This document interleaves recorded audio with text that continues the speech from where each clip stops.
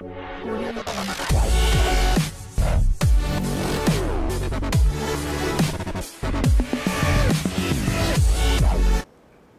रसिका मित्र हो, नमस्कार.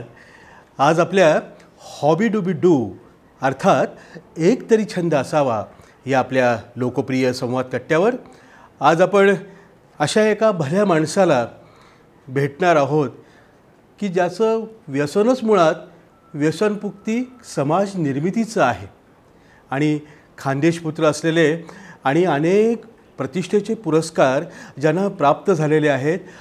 माध्यम क्षेत्राने ज्यांची दखल घेतलेली आहे, सह्याद्री वाहिनी असो, झी 24 तास असो, अशा अनेक वाहिन्यांवर त्यांनी त्यांचे अनुभव हे शेअर केलेले आहेत. असे मानसतज्ञ डॉक्टर नितीन विस्पुते हे आज आपल्या या संवाद कट्ट्यावर आलेले आहेत. डॉक्टर, मी मल्हार कम्युनिकेशनच्या आपल्या या संपूर्ण टीमच्या वतीनं मनापासून स्वागत करतो. धन्यवाद सर. आज आपल्या 197व्या भागामध्ये व्यसन काय असतं नेमकं, युवा पिढी त्या व्यसनांच्या आहारी कसं जाते, त्या गर्तेत कशी ओढली जाते आणि त्या विळख्यातून सही सलामत जर सुटका करायला पाहिजे असेल तर डॉक्टरांसारखे समुपदेशक लागतात, समोन तज्ज्ञ लागतात.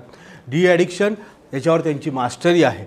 अनेक रुग्णमित्र त्यांनी व्यवस्थितपणानं बरे केलेले आहेत आणि त्यांचे संसार उद्ध्वस्त होण्यापासून वाचवलेसुद्धा आहेत. पुन्हा एकदा स्वागत आहे डॉक्टर. मला सांगा, अनेक जवळपास 15 वर्षांचा आपला अनुभव आहे आणि चेतना व्यसनमुक्ती केंद्राचे आपण संचालक आहात की ज्याचं नाव अख्ख्या महाराष्ट्रभर झालेलं आहे. तर साधा सोपा सरळ प्रश्न आहे जो अनेकांच्या मनामध्ये पाहणाऱ्यांच्या आहे की व्यसन म्हणजे नेमकं काय, आपण जरा सांगा. सर, खूप छान प्रश्न विचारला पहिलाच की व्यसन म्हणजे काय. तर पहिल्यांदा आधी मी सांगेल, आपल्या महाराष्ट्राबद्दल सांगेल की वाऱ्यालाही वेग नव्हता इतका आमचा राजांचा वेग होता. वाऱ्यालाही वेग नव्हता इतका आमच्या राजांचा वेग होता. अन्यायाविरुद्ध लढण्याचा राजांचा इरादाच अनेक होता. म्हणून जिजाऊंचा शुभा लाखात नव्हे जगात एक होता.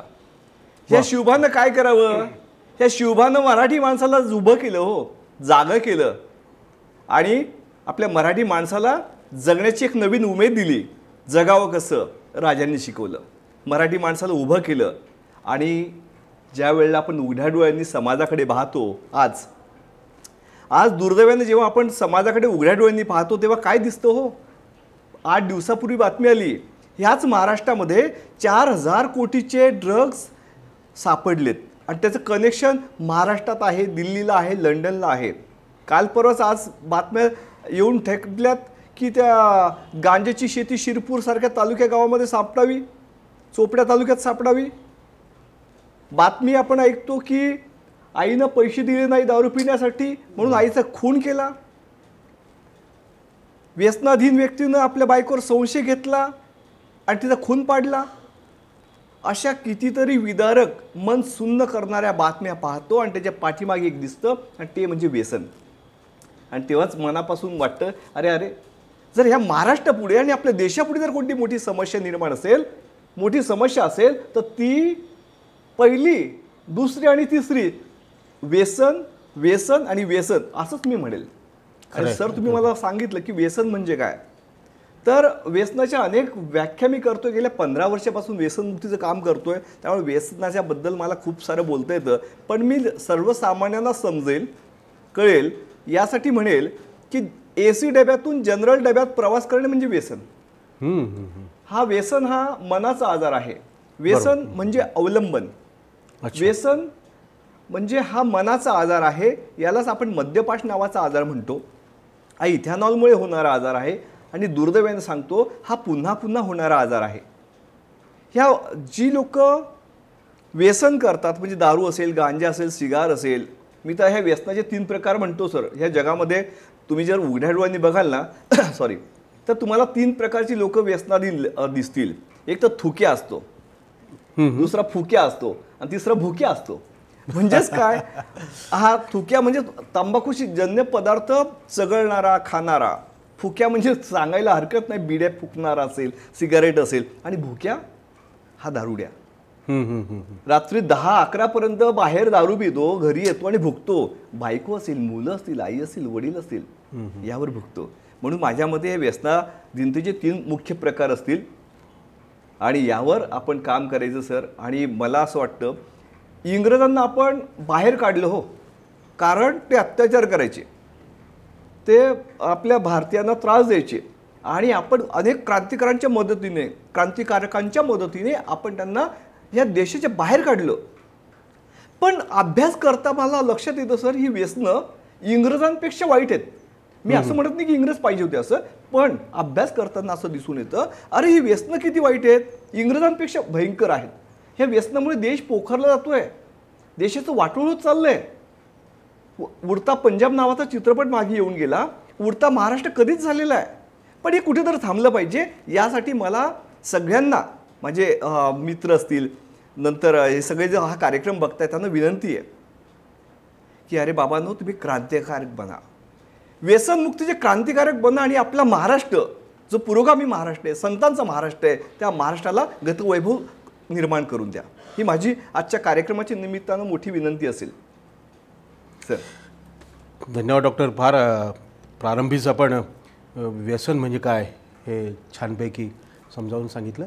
पण ही जी ज्वलंत अशी समस्या आहे, हां सर, जी आपल्या सगळ्यांनाच भेडसावती खरं तर, बरोबर, आणि आंतरराष्ट्रीय रॅकेटसुद्धा कार्यरत असल्याचं बऱ्याच वेळा निष्पन्न होतं. माध्यमांच्या आपल्याला कळतं, आपल्याला चॅनल्सवरून वगैरे, बातम्यांमधनं सुद्धा खूपदा. तर मला असं वाटतं की म्हणजे आपला अनुभव काय सांगतो आपल्याला नेमकं, की कोणती कारणं असू. कारण आपण स्वतः, आपण असेल, आपल्या बेटर हाफ वहिनीसाहेब असतील, त्यांनी ही सगळे ऋणमित्र आपले अगदी घरच्यासारखे आस्थेने, आपुलकीनं, ममतेनं असे आपण अभ्यासलेले आहेत, त्यांना हाताळलं पण आहे. तर कारणं नेमकी कोणती असतात? नेहमीची कारणं तर आहेतच आहे, पण त्याच्या व्यतिरिक्त पण सर मला हे सांगायला आनंद पण वाटतो आणि वाईटही वाटतो. बघा, एकाच प्रश्नामध्ये सुख आणि दुःख पण आहे कॉम्बिनेशन. हे व्यसनाधीन होण्याचं आता मी गेल्या 15 वर्षापासून काम करतो आणि मला असं लक्षात आलंय की प्रेमाची कमी आणि झोपेची कमी हे सगळ्यात मोठं कारण व्यसनाधीनतेबद्दल मला म्हणता येईल. मग तुम्ही म्हणा झोप, प्रेम का हो? प्रेम तर सगळीकडे मिळतंय, घरी आई वडील सगळ्या वस्तू आणून देतात, वडील हे करतात. पण मला ह्या कार्यक्रमाच्या निमित्तानं परत एकदा माझ्या माता भगिनींना सांगायचंय की प्रेमाची कमी आणि झोपेची कमी ही फार मोठी, हे सगळ्यात मोठं कारण व्यसनाधीनतेचं झालेलं आहे. कारण आज काय झालंय माहिती आहे का, दुर्दैवानं मुली शिकायला लागल्यात हो. मुली शिकतायत, बायका इंजिनिअरिंग करतायत, मेडिकल क्षेत्रामध्ये. आणि काय झालंय की यार आता मी पण कमवती झाली आहे, हा विश्वास त्यांच्यामध्ये निर्माण झालाय. आणि दुर्दैवानं ह्या विश्वासापोटी, दुर्दैवाने यासाठी म्हणेल, ह्या शिक्षणापोटी, ह्या नोकरीच्या अट्टाहासापोटी त्यांचं घराकडे, मुलांकडे हे दुर्लक्ष झालेलं आपल्याला दिसून येत आहे. आणि एखादी वस्तू पुरवणे म्हणजे प्रेम नाही हो.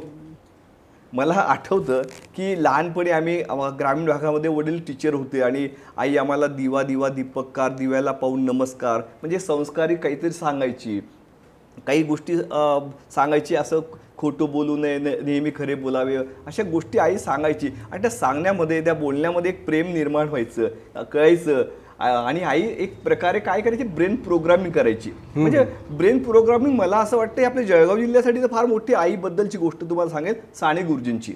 साने गुरुजींनी श्यामची आई पुस्तक लिहिलं आणि मला असं वाटतं मराठी माणसांसाठी ते एक गीताच म्हणावी लागेल. ज्या वेळेला श्याम आंघोळ करत असतो आणि आईला म्हणतो बाथरूममधून, हे आई तुझा पदर पुढे कर ग. आई म्हणते का रे? श्याम म्हणतो, आई मी आंघोळ करतोय, माझे पाय ओलेत आणि बाहेर आलो तर माझे पायाला घाण लागेल. आई त्या लहान श्यामला जवळ घेते, त्याचं डोकं पुसते, पाय पुसते आणि आई त्या श्यामला म्हणते, अरे श्याम, पायाला घाण लागू नये म्हणून इतका जपतोस, तसा मनाला घाण लागू नये म्हणून जप. ही शिकवण आई देते, प्रेम देते, डोकं पुसताना प्रेम देते आणि शिकवण पण देते की पायाला घाण लागू नये म्हणून जपतोस, मनाला घाण लागू नये म्हणून जप. आणि हाच श्याम साने गुरुजी म्हणून महाराष्ट्रासाठी मोठं व्यक्तिमत्व तयार होतं. आपल्यासाठी आदर्श, मी तर त्यांना प्रचंड मोठा आदर्श मानतो, आपण सगळेच मानतो त्यांना. नक्कीच. असा श्याम साने गुरुजींच्या रूपात महाराष्ट्राला मिळतो. आणि याचं जर श्रेय कोणाला देत असाल, किंवा साने गुरुजी स्वतः म्हणतात, मी घडलो कुणामुळे घडलो, आईमुळे घडलो. आणि मला म्हणायचंय, दुर्दैवाने सर, घराघरातली आई हरवली हो. मला प्रचंड वेदना होतात की अरे ही आई गेली कुठे, ही घरातली आई घरात असली पाहिजे हो. आणि त्याचमुळे ह्या व्यसनाधीनतेचं इतके प्रकरण वाढत चालले. प्रेम मिळत नाहीये. प्रेम न मिळाल्यामुळे हे जे व्यसन असतात ना, याने तात्पुरता का होईना आनंद मिळतो, डोपामिन वाढतो, तात्पुरता आनंद मिळतो. आणि ह्या तात्पुरता आनंदासाठी ही मुलं घराच्या बाहेर पडतात आणि व्यसनाच्या आहारी जातात. घरात जर प्रेम मिळालं ना, मी नेहमी गमतीनं असं म्हणतो, अरे बाहेर नाश्ता केव्हा कराल आपण, जेव्हा घरी बाहेर भजी केव्हा खाऊ आपण, जेव्हा घरी भजी नसेल, नाश्ता तयार नसेल. घरी जर प्रेम मिळालं ना भरभरून, तर मला असं वाटतं आमचा मराठी माणूस, आमच्या महाराष्ट्रातला माणूस, आमच्या देशातला माणूस हा कधीच व्यसनाधीन होणार नाही सर. प्रेमाची कमी आणि झोपेची कमी. दुर्दैवाने आज मोबाईल येऊन गेला आहे घरामध्ये. आता माझ्याकडे पण मोबाईल आहे. मोबाईल गरजेची वस्तू आहे, नो डाऊट. पण त्याचा वापर अतिरेक झाला आहे. आणि वापर इतका अतिरेक झाला आहे की आमची झोपच गेली हो. मी आता अभ्यास असा म्हणतो की ही पृथ्वीत कशामुळे, ह्या पृथ्वीमध्ये काय आहे तर कॉस्मिक एनर्जी आहे, वैश्विक ऊर्जा आहे. आणि प्रत्येक माणूस सुद्धा वैश्विक ऊर्जेने तयार झाला आहे, कॉस्मिक एनर्जीने तयार झाला आहे. आणि आपल्याला ज्या वेळेला झोप लागते सर, त्याच वेळेला असं लक्षात येतं की आपली कॉस्मिक एनर्जी कमी झालेली असते. ज्या वेळेला आपण गाढ झोप घेतो ना, त्यावेळेला कॉस्मिक एनर्जी ऑटोमॅटिकली आपल्याला मिळते आणि आपण ताजतवाने होऊन जातो, परफेक्ट होऊन जातो. सगळे आपल्याला आनंदी होऊन जातो आपण. आपले आजारपण पण दूर होतात. आणि खऱ्या अर्थानं आपली जी वाढ असते, शारीरिक वाढ असेल, बौद्धिक वाढ असेल, व्हॉटेवर वाढ असते ना, ती फक्त झोपेत होते. म्हणून झोप अतिशय अत्यावश्यक आहे. मोबाईलचं कारण असेल, ताणतणाव असतील, निष्कारण व्यसन असतील, याने झोप उडाली आहे. म्हणून प्रेमाची कमी आणि झोपेची कमी ही व्यसनाधीनता वाढण्यासाठी महत्त्वाचं कारण आहे. दुसरं महत्त्वाचं मी तुम्हाला सांगायला वाटेल की कुसंगत. आपल्या संतांनी तर फार सुंदर सांगितले की मणी तूची रेख क्रिया करावी, सदा संगती सज्जनांची घडावी. संतांनी म्हणजे 300-400 वर्षापूर्वी, परत एकदा सांगेल की ह्या संतांचं आपल्या महाराष्ट्रावर फार फार मोठं देणं लागतं. त्यांचे खूप आभार व्यक्त करावं लागतं. त्यांनी महाराष्ट्राला एक नवीन दिशा दिली आहे की मनी तूची रेख क्रिया करावी, सदा संगती सज्जनांची धरावी. एका वाक्यामध्ये तुम्हाला कळतं की तुम्ही कशा पद्धतीनं संगत ठेवली पाहिजे या कुसंगतमुळे. कारण बाहेरची संगत कशी आहे, अरे चल यार बैठेंगे, बियर शराब नहीं होती, बियर शराब नहीं होती और अंडा नॉनव्हेज नहीं होता. ही सांगणारी मुलं बाहेर आहेत, ही सांगणारी कार्टी, नॉट मुलं, कार्टी बाहेर आहेत. आणि त्याच्यामुळे कुसंगतीमुळे व्यसनाधीनता वाढत चालली आहे. संगत सुद्धा महत्त्वाची सर. संगत जर चांगली असेल तर आपण डेफिनेटली चांगलं वर्तन आपण करतो. आणि सांगायला आनंद वाटतो, सर पण चाळीसगावचे AB हायस्कूलचे, मी पण चाळीसगावचं AB हायस्कूलचा. आणि तो सहवास, ते AB हायस्कूलचा सहवास, तिथली संगत, यामुळेच आम्ही घडलो आणि ह्या प्लॅटफॉर्मवरती आलो. याचा सुद्धा सांगायला हरकत नाही सर. याचा सुद्धा मनस्वी आनंद आम्हाला या ठिकाणी होतो आहे. व्यसनाधीनता वाढण्याचं एक दुसरं महत्त्वाचं कारण आहे सर न्यूनगंड. की काही लोकांना निष्कारण फोबिया असतो, न्यूनगंड असतो. यार मी रंगाने काळा आहे, यार माझी उंची कमी आहे, माझी एअर्स गायब आहेत, माझी एअर्स अशी कशी आहे, मी असा कसा असं. तर ही न्यूनगंडता असल्यामुळे माणूस ना एकाकी पडतो. आणि त्याला नेहमी असं वाटत असतं की यार माझ्यात कमी आहे आणि ती भरून कशी काढू मी. म्हणजे तो दुःखी होत असतो आणि दुःखावरती तो सोल्युशन काढतो, मी 90 घेईल, 60 घेईल. आणि मग तो त्या व्यसनाच्या आहारी आपल्याला गेलेला दिसून येतो. म्हणजेच मला असं वाटतं या देवानं प्रत्येकाला भरभरून दिलं हो, प्रत्येकाला भरभरून दिलं, प्रत्येकाकडे विशेष कला दिली आहे. छान. तर आपण जे आपल्याकडे आहे त्याचा आनंद आपण मानला पाहिजे. त्यातून काय उत्पन्न करता येईल आपण ते बघितलं पाहिजे. आज आपण भारताच्या राष्ट्रपिता जे आहेत राष्ट्रपती, त्यांच्याकडे बघितलं तर अतिशय दुर्गम अशा भागातल्या आदिवासी समाजातल्या एक स्त्री राष्ट्रपती झालेल्या आपल्याला, सॉरी राष्ट्रपती झालेल्या आपल्याला दिसून येतात. म्हणजेच काय, ही न्यूनगंडता जर त्यांच्यामध्ये राहिली असती तर त्या झाल्या असतात का. नाही झाल्या असत्या. तर मला असं वाटतं प्रत्येकाने ही गोष्ट लक्षात ठेवली पाहिजे. अरे बाबा, आपल्याला देवानं प्रत्येकाला भरभरून दिलंय. आणि ते मराठीतले गाणे सर, एका तळ्यात होती पक्षी, तळ्यात त्यात होते रूप वेगळे पक्षी. तर ते गाणं जर ऐकलं ना, त्यावेळेला आपली न्यूनगंडता कमी झालेली आपल्याला दिसून येते. म्हणून ते गाणं प्रत्येकाने ऐकलं पाहिजे. आणि आपल्या प्रत्येकामध्ये देवानं भरभरून वेगवेगळ्या क्षमता दिलेल्या आहेत हे लक्षात ठेवलं पाहिजे. ही अनेक कारणे सर व्यसनाधीन होण्याची, तर त्यातली हे महत्त्वाची कारणं मी तुम्हाला या ठिकाणी सांगितली. येस. वा. डॉक्टर, आपल्या आजच्या चर्चेचा जो विषय आहे, संवादाचा जो प्रामुख्याने विषय आहे, तो म्हणजे होय, व्यसनमुक्ती शक्य आहे. आणि सुमारे ही जी जर्नी आपली 15 वर्षांपासून आपण करतायत, संपूर्ण परिवार आपल्या सोबत आहे आणि एक चांगली टीम, सिद्धहस्त, ज्यांनी शास्त्रीय प्रशिक्षण घेतलेले असे डॉक्टर्स आपल्याकडे आहेत, उत्तम काउन्सिलिंग करणारे हे आपल्याकडे, आपण उत्तम संमोहन तज्ज्ञ स्वतः आहात. तर मला एक सांगा की जे रुग्णमित्र आपल्याकडे दाखल होतात त्यांची नेमकी दिनचर्या कशी असते आणि त्यासाठी आपण नेमकं काय करतात, ही प्रोसेस काय आहे नेमकी? बरोबर सर, सगळ्यात महत्त्वाचं तर काय असतं, ज्या वेळेला कुणी पण कोणत्याही व्यक्ती ज्या वेळेला व्यसन करतो ना, तर त्यावेळेला तो स्वीकारच करत नाही की मी व्यसन करतो. याचं सगळ्यात महत्त्वाचं नैसर्गिक कारण असं म्हणता येईल की जन्माला आलेला प्रत्येक प्राणी काय करतो, स्वसंरक्षण करतो. आणि माझ्याकडे येणारा प्रत्येक प्राणी म्हणजे प्रत्येक व्यक्ती काय करतो, मी बेवडा आहे पण तेवढा नाही, अच्छा अच्छा, मी थोडीशीच घेतो. तो कारण एक्सक्युजेस खूप देतो. 31 डिसेंबर असेल तर मी पितो, कोणी मित्र आला तर पितो, आज वातावरण खराब आहे म्हणून पितो. त्याच्याकडे खूप कारण असतात सर. स्ट्रेस, डिप्रेशन मध्ये गेलोय वगैरे वगैरे. Yes yes. प्रेमभंग. बरोबर. आणि त्याचे डायलॉग्स खूप असतात सर. काय सांगू सर, हमें तो अपनों ने लूटा, गैरों में कहा दम था, असे सगळे डायलॉग्स त्याचे पार्ट असतात. इमोशनल ड्रामा त्याचे असतात. मग सगळ्यात महत्वाचं, माझ्याकडे जो येणारा रुग्णमित्र असतो ना, त्याला मी स्वीकार शिकवतो.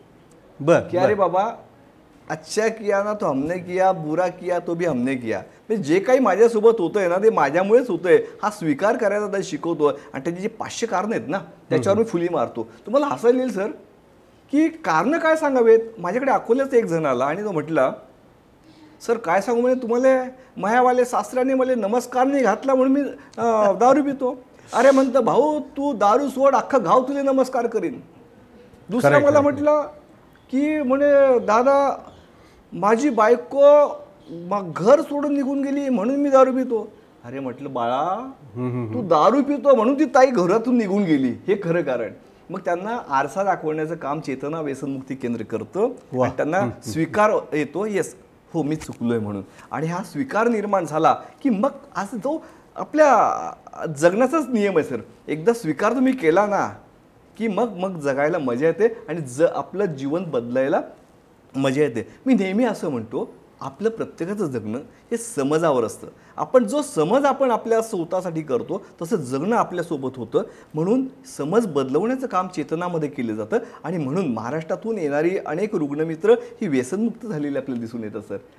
अनेक आनंदाचे मला फोन येतात, मेसेज येतात की सर, मला एकदा गंमत सांगतो सर. एकदा आम्ही गाडीने देवाचे दर्शन चाललो होतो, दिवाळीचा दिवस होता. नाना म्हणजे वडील होते, आई होती, मिसेस, मी, आम्ही 4 जण चाललो होतो. आणि गाडी चालवत असल्यामुळे स्पीकर ऑन ठेवला आणि दिवाळीच्या दिवशी मला फोन आला, सर आमची आजची दिवाळी आनंदात जाते, याचं कारण तुम्हीच सर. तुमच्याकडे आमचा हा नवरा ॲडमिट होता, तो आता व्यसनमुक्त झाला आहे आणि आमच्या घरातली दिवाळी आनंदात पार पडली. सर खरं सांगतो, ते वाक्य ऐकताना मला असं वाटलं, झाली दिवाळी माझी, आनंदून गेलो सर आम्ही सगळे. तर असे आनंदाचे क्षण खूपदा येतात. आणि दिनचर्येबद्दल तुम्ही सांगितलं, तर आपलं जीवन बदलवणारी दिनचर्या चेतनामध्ये फॉलो केली जाते. सकाळी 6 वाजता उठावंच लागतं. मी गमतीनं म्हणतो की तू हा कर या ना कर, तू हे मेरी किरण. तसं तुझी इच्छा असो की नसो, 6 वाजता उठ रे बाबा. आणि गंमत होते, 3-4 दिवसात तो उठायला लागतो. 6:30ला योगा होतो, 6:30 ते 7:30पर्यंत. नंतर मेडिकल ट्रीटमेंट चालतात. इथे सायकॅट्रिक डॉक्टर आहेत, फिजिशियन आहेत, मेडिकल ऑफिसर असतात, सगळे मेडिकल ट्रीटमेंट चालते. नंतर पुस्तक वाचन चालतं. ब्रेकफास्ट छान असतो, मग कधी मुगाची उसळ, रवा, आणि या सर एकदा नक्कीच आस्वाद घ्यायला, हेल्दी डाएट घ्यायला. आणि जेवण 11:30 वाजता, 11:30-12ला जेवण होतं. नंतर 3 वाजता, 3:30 वाजता चहा, कॉफी आणि बिस्किट्स होतात. नंतर ॲरोबिक्स ॲरोबिक्स केले जातात. नंतर आमची मस्त सगळ्यांना आवडणारी कन्सेप्ट म्हणजे आमची काउन्सिलिंग 6 ते 7:30 पर्यंत. अनेक सेलिब्रिटी पण येऊन जातात काउन्सिलिंगला. समाजातले जे प्रतिष्ठित लोक, एकदा आमचे सर पण येऊन गेलेत, तर अशा प्रतिष्ठित लोकांची पण आमची भेट घालून देतो. आणि मग मी नेहमी म्हणतो, जर शहाणं व्हायचं असेल ना, शहाण्या माणसांसोबत राहिलं पाहिजे.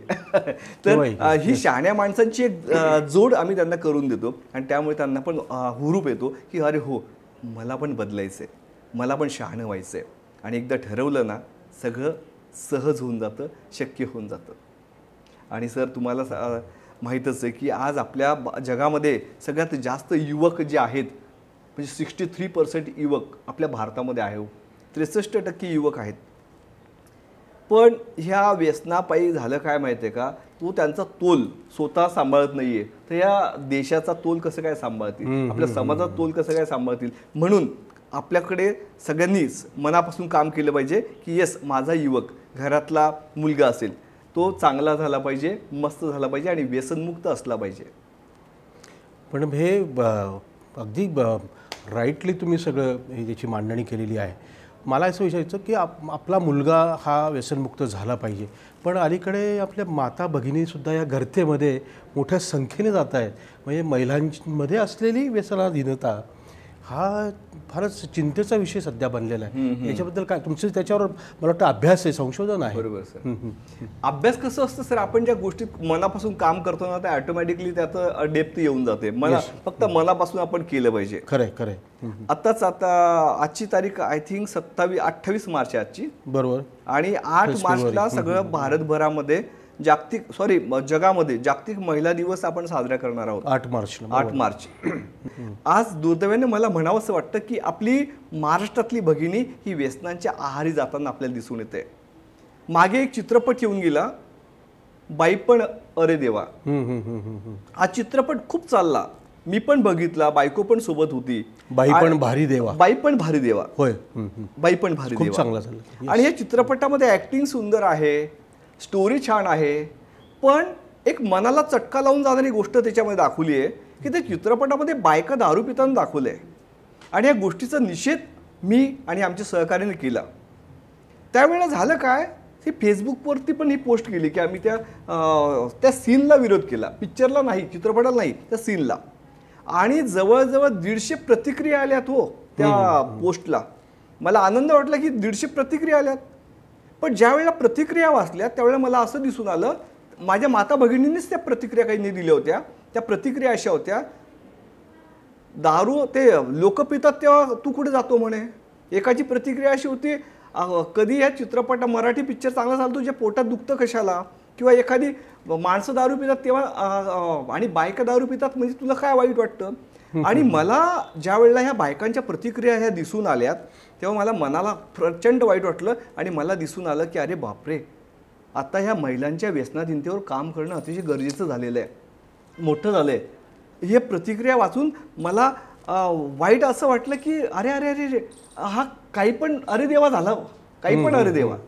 तर हे कुठे तर थांबलं पाहिजे. यासाठी महिलांसाठी आम्ही काम करतोय. माझ्याकडे अनेक भगिनी व्यसन मुक्तीसाठी आल्यात. काही आता एक 18-20 वर्षाची चिमुरडी आहे आली होती माझ्याकडे आणि ती गांजाची शिकार झाली होती. ती चांगली व्यसनमुक्त झाली. तिचे वडील चांगले ऑफिसर.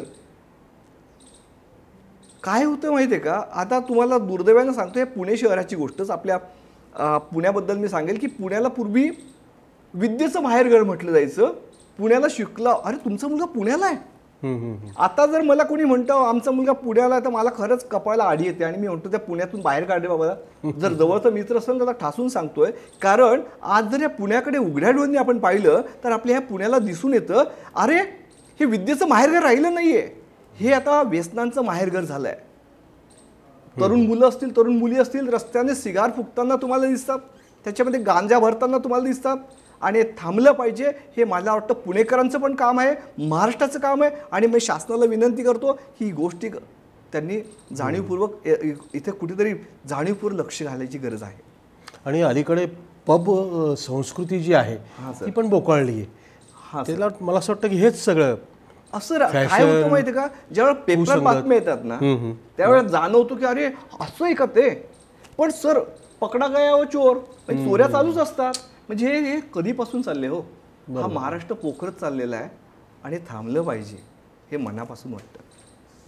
अनेकांना अनेक छंद असतात मित्रांनो, पण ह्या भल्या माणसाला व्यसनमुक्ती असलेला समाज, संपूर्ण व्यसनमुक्त झालेला समाज बघायचा आहे. ते त्यांचं स्वप्न आहे आणि त्यासाठी ते प्रयत्नांची परिश्रमांची पराकाष्ठा अक्षरशः करत आहेत. डॉक्टर, मला एक सांगा की हे सगळं ह्या प्रवासामध्ये आपल्या घरच्या लोकांचा पाठिंबा नक्कीच मनोबल वाढवणार असतो, नाही का? मग फॅमिली सपोर्टबद्दल काय सांगाल तुम्ही? काय तर सर माहिती आहे का, मी नेहमी असं म्हणतो की कोणताही व्यक्ती जगातला जेव्हा काहीतरी चांगलं काम करतो किंवा पुढे जात असतो, असं पुढे जाणं म्हणतो आपण मराठीत, तर ह्या पुढे जाण्यामध्ये तर अनेकांचे धक्के असतात, सुखद धक्के. आणि मला असं वाटतं की घरच्यांचे धक्के जर चांगले मिळाले तर माणूस खऱ्या अर्थानं चांगल्या पद्धतीने पुढे जातो. तर मला तर पहिला धक्का जो दिला असेल तो आई वडिलांनी दिला की दोघं शिक्षकी पेशातले आणि त्यांनी एक चांगलं पोरगं घडवलं बरं का. म्हणजे काय खूप शिकवलं नाही, पण मी नेहमी म्हणतो की मुलांना ना कान नसतात कधीच, त्यांना डोळे असतात, ते नेहमी पाहत असतात. मग घरामध्ये चांगलं वातावरण मला मिळालं. मी आजी आजोबांकडे पण चाळीसगावला शिकलो, ते वारकरी संप्रदायातले होते. म्हणजे डोळ्यांनी मुलं बघतात ना तशी ॲटोमॅटिकली घडवली जातात किंवा घडतात पण. तर तो आईवडिलांचा सपोर्ट होता, आजी आजोबांचा सपोर्ट होता. नंतर लग्न झालं, लग्नात मला चेतना नावाची बायको मिळाली, म्हणजे मला नवीन चेतनाच मिळाली आणि म्हणूनच व्यसनमुक्तीचं नाव पण चेतना ठेवलंय. आणि गंमत अशी की तिचं सुद्धा केस तू करतोय ना, तुला आवडतोय ना, ह्या पद्धतीनं ती माझ्यासोबत राहिली. तिने कधीच प्रश्न नाही केला, अरे हे का करतोय आपण, कशाला करायचं आपण, हा प्रश्न तिने मला कधी विचारलाच नाही. आणि मला असं वाटतं खरंच की प्रश्न न विचारणारी बायको भेटली म्हणजे नशीबच लागतं. तो मोठा धक्का सर महत्त्वाचा. इतके चांगले छान सपोर्ट मला मिळालेत. मुलंसुद्धा एक डॉक्टर आनंद आहे आणि एक पारस आहे, ते पण आपापली कामं चांगल्या पद्धतीने करतात. त्याच्यामुळे त्यांच्याकडे जास्त लक्ष देण्याची गरज मला भासत नाही. तो पण एक त्यांचा अप्रत्यक्षरित्या सपोर्टच म्हणावा लागेल. नितीनजी, माझ्या माहितीनुसार आणि मी मगाशी म्हटलं की वाहिन्यांनी, वर्तमानपत्रांनी आणि संपूर्ण माध्यम क्षेत्रांनी आपल्या या रचनात्मक आणि खऱ्या अर्थानं सकारात्मक कार्याची दखल घेतलेली आहे. आणि महाराष्ट्र राज्य शासनाचा अत्यंत मानाचा, प्रतिष्ठेचा असा राष्ट्रपिता महात्मा गांधी व्यसनमुक्ती पुरस्कारसुद्धा नितीनजी त्यांना प्राप्त झालेला आहे. तर असे अनेक पुरस्कार तुम्हाला मिळाले असतील आणि अनेकांच्या भेटीगाठी झाल्या असतील. त्याचा परिणाम तुमच्या ह्या सगळ्या प्रवासात नक्कीच झालेला आहे. तर काय आठवाल बरं या क्षणी, कोणाकोणाच्या म्हणजे यादगार भेटी, ग्रेट भेटी झाल्या आहेत? सर परत एकदा मी ते सांगेल, शहाणं व्हायचं असेल तर शहाण्या माणसांसोबत आपण राहिलं पाहिजे. नक्की. आणि माझं नशीब असं सर, मी खूप भल्या माणसांसोबत त्यांचा संगत मिळाली, त्यांचा सहवास मला मिळाला. यात डॉक्टर आनंद नाडकर्णी सर असतील, आताच आमचे डॉक्टर राजेंद्र बर्वे सरांचा सहवास मला लाभला. नंतर अनिल अवचट सरांसोबत मी राहिलो. सिंधुताई सपकाळ यांच्यासोबत मला राहण्याचा योग आला मांजरी गावामध्ये. आम्ही 8 दिवस सोबत होतो. हां, यांच्यामध्ये सरांचा ऑराच वेगळा असतो. म्हणजे त्यांच्या संपर्कात आलो ना तरी आपल्यामध्ये ना एक नवचैतन्य आपल्यामध्ये निर्माण होतं. त्यांच्या असण्याने, त्यांच्याकडे बघितल्यावर त्यांच्या स्टाईलनेच माणूस बदलतो. म्हणून मी नेहमी प्रत्येक सांगेल की चांगल्या माणसांच्या सोबत धरा. जर आपल्याला चांगलं व्हायचं असेल तर ॲटोमॅटिकली आपल्यामध्ये ते जसं ते मॅग्नेटच्या सोबत आपण ते लोखंड घासलं ना, त्या लोखंडामध्ये तो मॅग्नेटचे गुणधर्म निर्माण होतात. तसाच तो ऑरा आपल्यामध्ये येऊन जातो. आणि मला खूप चांगल्या लोकांचा सहवास मिळाला ना, त्याचा एक चांगला फायदा मला झाला सर जीवन जगताना. नक्कीच नक्कीच नक्कीच. आपले समाज कल्याण मंत्री राजकुमार बडोले सर आपल्या चेतना व्यसनमुक्ती केंद्रामध्ये आलेत, त्याचा सहवास मला मिळाला. सायकॅट्रिक्स डॉक्टर्स अनेक आहेत, म्हणजे अनेक. अनिल अवचटांनी सुद्धा तुमचं कौतुक केलं. हो हो हो, येस, है ना. आणि तुम्हाला अनिल अवचट सरांची गंमत सांगतो, एक छोटीशी आमची गप्पा झाल्या. तर त्यांना मी म्हटलं, सर मॅडम लवकर गेल्यात असं तुम्हाला वाटत नाही का? त्यांनी पाठीवर हात ठेवला, मला म्हटलेत, अरे बघ, ज्याला जेव्हा जायचं ना तेव्हा तो जातोच. आज जरी ती गेली असती, तू म्हटलं असता की अरे ती लवकर गेली म्हणून. म्हणजे छोट्याशा वाक्यातून त्यांनी सांगितलं की ज्याला जेव्हा जायचं तेव्हा तो जातोच. मोठी माणसं ना सर जी वाक्य बोलतात ना, ती अशी इतिहासात कोरली जातात, पाण्यावर कोरली जातात. नक्कीच नक्कीच. म्हणून मोठ्यांचा सहवास, चांगल्या व्यक्तींचा सहवास हा जीवनाला दिशादर्शक ठरतो. खरं आहे. रुग्णसेवा करता करता अक्षर सेवेकडे पण तुम्ही वळल्याचं मला माहिती आहे. तर पुस्तक रूपानं काही अनुभव शब्दबद्ध केलेत का? सर मी मागे एक पुस्तक लिहिलं व्यसनमुक्तीवर, आणि आता दुसरं पण लिहितो, आणि त्याचं टॅगलाईनच आहे, होय व्यसनमुक्ती शक्य आहे. त्याच्यामध्ये 100 प्रश्न मी लिहिलेत सर. आता एप्रिलमध्ये ते प्रकाशित होईल आपलं पुस्तक. आणि ह्या 100 प्रश्नांमध्ये काय आहे की व्यसनाधीनता म्हणजे काय, फिट्स, व्यसनाधीन व्यक्तीला फिट्स काय येतात, घरी व्यसनमुक्त होण्यासाठी आपण काय केलं पाहिजे, असे मनातले अनेक रुग्णमित्रांच्या मनातले प्रश्न होते, त्यांच्या नातलगांचे प्रश्न होते, ते मी शब्दबद्ध केले सर. आणि मला असं वाटतं तो जो पुस्तक होईल ना, ते व्यसनमुक्तीचा ग्रंथ असेल सर तो. आणि व्यसनमुक्तीला एक चांगला पर्याय असेल की आपण ते पुस्तक वाचून सुद्धा व्यसनमुक्त होऊ शकतो. क्या बात. आणि तुम्हाला गंमत सांगतो, अजून मी कीर्तनाच्या माध्यमाने सुद्धा व्यसनाधीनता म्हणजे मी मार्गदर्शन करत असतो. मग तुम्ही म्हणाल की अरे यार, हे व्यसनमुक्तचं काम आणि कीर्तन असं काही कॉम्बिनेशन काही दिसत नाही, पण मराठी माणसाला सर भक्ती मार्गातून अधिक चांगल्या रीतीने कळतं. अध्यात्माचा भक्ती मार्गातून. आता मी आमचे काउन्सिलिंग करताना म्हणतो की यार कर्मा बॅक, तुम्ही जे कर्म करतात ना ते बॅक येतं, ते तुम्हाला आता कर्म तुम्हाला फेडावंच लागतं, असं मी आमच्या सुशिक्षित लोकांना सांगतो. पण जर ग्रामीण भागामध्ये जायचं असेल, सर्वसामान्यांशी मला व्यसनमुक्तीशी रिलेटेड गप्पा मारायचे असतील, तर मी त्या भक्ती मार्गातून म्हणतो. प्रल्हाद शिंदेचं मला आवडणारं भक्तिगीत आहे, जगी जीवनाचे सार घ्यावे जाणून सत्वर, जैसे ज्याचे कर्म तैसे फळ देतो रे ईश्वर. म्हणजे एक वाक्य काय सुंदर सांगतं सर. नक्कीच नक्कीच. मग हे वाक्य मी ज्यावेळेला मी कीर्तनकाराचा वेश परिधान करतो आणि मी जेव्हा म्हणतो जगी जीवनाचे सार घ्यावे जाणूनी सत्वर, जैसे ज्याचे कर्म तैसे फळ देतो ईश्वर. आणि ह्या वाक्यामुळे लोकांना कळतं अरे हो यार, आपण जे कर्म चांगले केले पाहिजे, जो बोगे वही पाओगे, ह्या गोष्टी त्यांना भक्ती मार्गातून चांगल्या रीतीने कळतात. आणि ते नियम त्यांना समजवतो मी की 7च्या आत घरात, हा नियम मी भक्ती मार्गातून कीर्तनाच्या मार्गातून सांगत असतो. मग 7च्या आत घरात काय भानगड आहे, तर मी म्हणतो की सकाळी 6 ते 10 वाजेपर्यंत आपल्यामध्ये कपप्रवृत्ती असते, आणि संध्याकाळी 6 ते रात्री 10 पर्यंत सुद्धा कपप्रवृत्ती असते. सकाळची जी कपप्रवृत्ती असते ना ती सात्विक असते, आणि संध्याकाळची कपप्रवृत्ती असते ना ही तामसिक असते.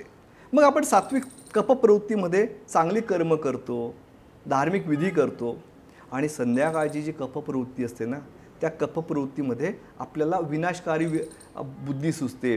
तुम्ही संध्याकाळी मारामाऱ्या पाहिल्या असतील, ते डान्स बार संध्याकाळी रात्रभर चालतात. म्हणजे जी काही वाईट कर्म समाजामध्ये होतात ती संध्याकाळी रात्री झालेली आपल्याला दिसून येतात. आणि आपल्या हिंदू धर्मसंस्कृतीमध्ये सुंदर लिहिलं आहे की 7च्या आत घरात, की संध्याकाळ झाली ना बाबा आत या. आणि आपल्याकडे जर म्हटलं जायचं घराघरांमध्ये शुभम करोती म्हणा मुलानो, शुभम करोती म्हणा. म्हणजे ही जी तामसिक कप्प प्रवृत्ती आहे तिला बॅलन्स करण्यासाठी आपण सात्विकता आणायचं संध्याकाळी, आणि म्हणून 7च्या आत घरामध्ये. परत वाघभट्टांनी सुद्धा सांगितले, जर तुम्हाला जीवन समृद्ध करायचं असेल तर 3 गोष्टी तुमच्याकडे असल्या पाहिजेत. म्हणजे काय, तर घरासमोर गाय असली पाहिजे, घराच्या समोर गाय असली पाहिजे, घरासमोर तुळस असली पाहिजे, आणि तुमच्या किचनमध्ये स्वयंपाकघरामध्ये 28 म्हणजे जे काही चांगले मसाल्यांचे प्रकार आहेत ते असले पाहिजेत. हे चांगल्या रीतीनं मी त्या भक्ती मार्गातून सांगतो, आणि त्यांना समज पडतं अरे हो यार आपण चांगलं वागलं पाहिजे. क्या बात आहे. हां सर, मगाशी तुम्ही आजी आजोबांचा अगदी म्हणजे आदरानं उल्लेख केला की ते वारकरी संप्रदायाचे होते, त्याची झलकसुद्धा आम्हाला अनुभवता आली.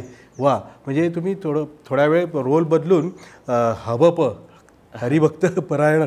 आणि खरोखर आपण जे म्हणाला ते अतिशय खरं आहे की अध्यात्माचा मार्ग आणि त्याने केलेलं प्रवचन आणि प्रबोधन हे लोकांपर्यंत भिडतं, त्यांना भावतं.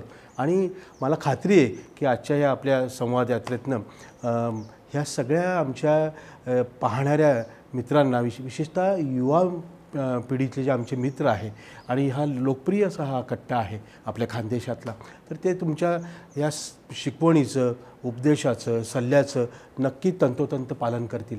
आणि युवकांसाठी काही तुम्ही सांगणार होत सर की युवकांना मी काय अपील करू म्हणून? हो, नक्की नक्की नक्की. ते तुमच्या मनातले जे संकल्प आहे ते पूर्ण होण्यासाठी युवकांना हे सांगणं गरजेचंच आहे. कारण भूतपूर्व राष्ट्रपती अब्दुल कलाम सरांनी म्हटलेलं आहे की महासत्ता व्हायची असेल तर युवकांकडे आधी लक्ष दिलं पाहिजे. बरोबर बरोबर. आणि तुमचं पण लक्ष त्यांच्याकडेच आहे, तर आपण जरूर सांगा त्यांना. बरोबर. तर मी ह्या कार्यक्रमाच्या माध्यमाने माझ्या युवक मित्रांना एक चांगल्या पद्धतीने संदेश देईल की त्यांनी काही नियम पाळा. तर पहिला नियम सांगेल 138चा नियम. 138चा नियम म्हणजे 1 तास व्यायाम करा, 3 वेळा छान जेवण करा, मस्त 8 तास गाढ झोप घ्या. 14 अक्षरी मंत्र सुद्धा दिले मी तुम्हाला. 14 अक्षरी मंत्र म्हणजे ज्याचे त्याला, जेव्हाच्या तेव्हा आणि जिथल्या तिथं. ज्याचं वस्तू घेतली त्याला देऊन टाका, जिथली वस्तू तिथंच ठेवा. याच्यामुळे तुम्ही मनाने आनंदी राहाल, तुमचा ताणतणाव डेफिनेटली कमी होणार आहे. व्यायामाशिवाय या जगात पर्याय नाही हो. तुम्ही व्यायाम केल्यामुळे आपल्या मेंदूमध्ये हॅपी हार्मोनची निर्मिती होते आणि एकदा तुमचे हॅपी हार्मोन्स तुमच्या मनामध्ये निर्माण झाले, तुम्हाला बाहेरून आनंद मिळवायची गरज नाही आहे. जे काही आहे ते आतमध्ये आहे, याची अनुभूती तुम्हाला व्यायाम केल्यामुळे मिळते. आणि सगळ्यात महत्त्वाचं, लोकांना परोपकार करा, मदत करा. ज्या वेळेला तुम्ही लोकांना मदत करतात ना, त्यावेळेला अनेकांचे आशीर्वाद आपल्याला मिळतात. त्याला मी म्हणतो कृपा होती, कृपा. आणि एकदा तुमच्यावर कृपा झाली ना, खूप मस्त होतं, खूप छान होऊन जातं. आणि अध्यात्माच्या भाषेत मला नेहमी वाटतं की आपण हे आपलं हे कपडे आहेत, म्हणजे जी बॉडी असते ती कपडे आहेत, आणि आतमध्ये गाडी चालक कोण आहे? सोल, आत्मा. आणि आत्म्याला 3 गोष्टी आवर्जून आवडतात: सुगंध, संगीत आणि ध्यान. म्हणजे सगळीकडे तुम्ही स्वच्छता बाळगा, म्हणजे सुगंध ऑटोमॅटिक निर्माण होईल. फुलांचं सहवासात राहा. संगीत, सुंदर गाणी ऐका ज्याच्यामुळे तुम्हाला प्रेरणा पण मिळेल. आणि ध्यान. सर, ध्यानाबद्दल तर मला नेहमी एक गोष्ट आवर्जून सांगावीशी वाटते आणि मी ती अनुभवतो सुद्धा. ध्यान म्हणजे शांत बसणे. आणि जेव्हा आपण शांत असतो ना, शांत बसतो ना, तेव्हा देव आपल्याशी बोलतो. आणि जेव्हा देव बोलतो ना, एकदा आपण कनेक्ट होतो, ध्यानामध्ये कनेक्ट होतो सर. त्या वैश्विक शक्तीशी कनेक्ट झालं की जे हवं ते मिळतं. ज्ञानेश्वर माऊलींनी खूप सुंदर पसायदानातून तेच सांगितले, मागाल ते मिळेल. तर आपण एकदा कनेक्ट, जेव्हा आपण शांत असतो तेव्हा आपण कनेक्ट होतो. म्हणून ध्यान तुम्ही करा. मी 2019मध्येच विपश्यना केली सर. त्यानंतर माझ्या आयुष्यामध्ये एक सुंदर असे आमूलाग्र बदल झालेत, चांगल्या गोष्टी मला कळल्यात. म्हणून ह्या कार्यक्रमाच्या माध्यमाने जाता आता मी एवढं म्हणेल युवकांना, तुम्ही नक्कीच ध्यान शिका आणि ध्यानाला बसा. वाह डॉक्टर, खरं तर ही संवाद यात्रा संपूच नाही, थांबूच नाही असं वाटतं. कारण हे फार महत्त्वाचं आहे. आपण उभं केलेलं काम आणि आपण जे अतिशय आतून सांगतायत, अपील करतायत, तर आमचे हे सगळे जे व्ह्युअर्स आहेत ते आपल्या सांगण्यानुसार इथून पुढं वागतील. कारण आपण म्हणतो की आदत से मजबूर काही लोक असतात, पण आदत से मजबूत होणारी पिढी आपल्याला घडवायची आहे. आणि त्या दिशेने ती पथचिन्ह, त्या पदचिन्हावर तुमचं काम चाललं आहे. अत्यंत दिशादर्शक आणि पथदर्शी असं आपलं काम आहे. त्या पुढल्या सगळ्या प्रवासासाठी आमच्या मल्हार कम्युनिकेशनच्या या संपूर्ण हॉबी डू बी डू या टीमच्या वतीनं आपलं मनापासून मी आभार व्यक्त करतो. धन्यवाद. धन्यवाद सर, धन्यवाद.